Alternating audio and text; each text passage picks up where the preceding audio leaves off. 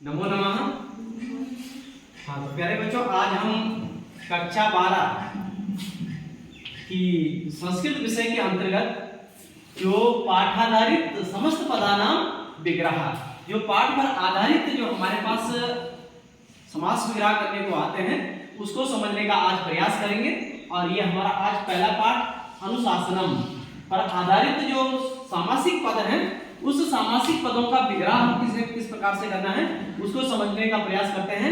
और आपको मैं ये बता दूं कि जैसे आप विदित हैं कि जो हमारे जो परिषदीय परीक्षा है तो उस परिषदीय परीक्षा में जो है जो हमारा छठा प्रश्न आता है, आपको मैंने कल भी बताया था कि कल हमारा जो है जो संधि विशेष शब्द हमने कल पढ़े थे।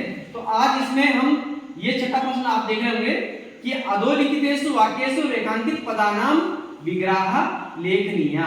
तो इस पे जो है एक वाक्य आता है और उस वाक्य पर आधारित जो ये रेखांकित शब्द दिए होते हैं इन पदों का जो है हमें क्या करना होता है, समास विग्रह करना होता है। ठीक है, इसी प्रकार से यहाँ पर कुछ पद हमने इस अनुशासनम पाठ से लिए गए हैं और उनको समझने का प्रयास करते हैं कि किस प्रकार से उसमें समास विग्रह करना है और कौन सा उसमें समास है।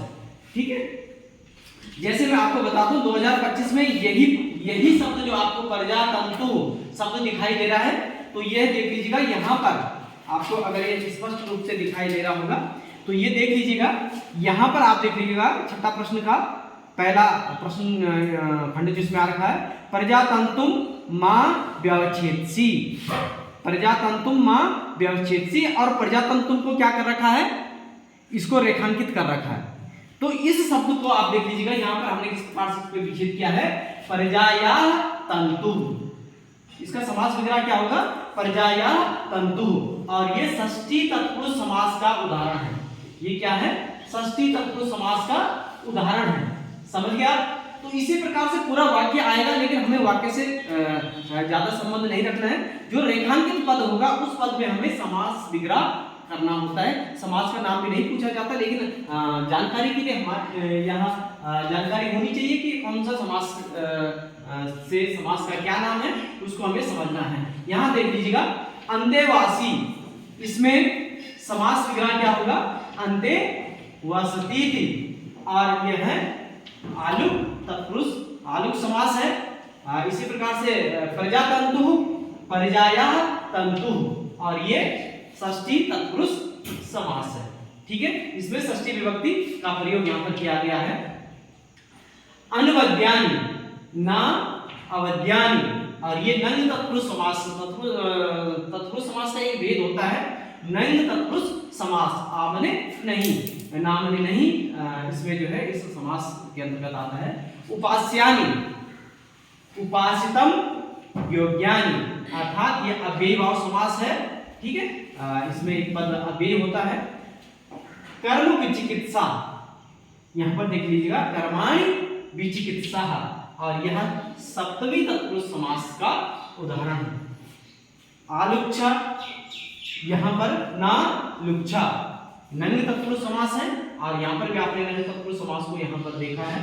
तो ये दो उदाहरण नंग तत्पुरुष समास के पूछे गए हैं।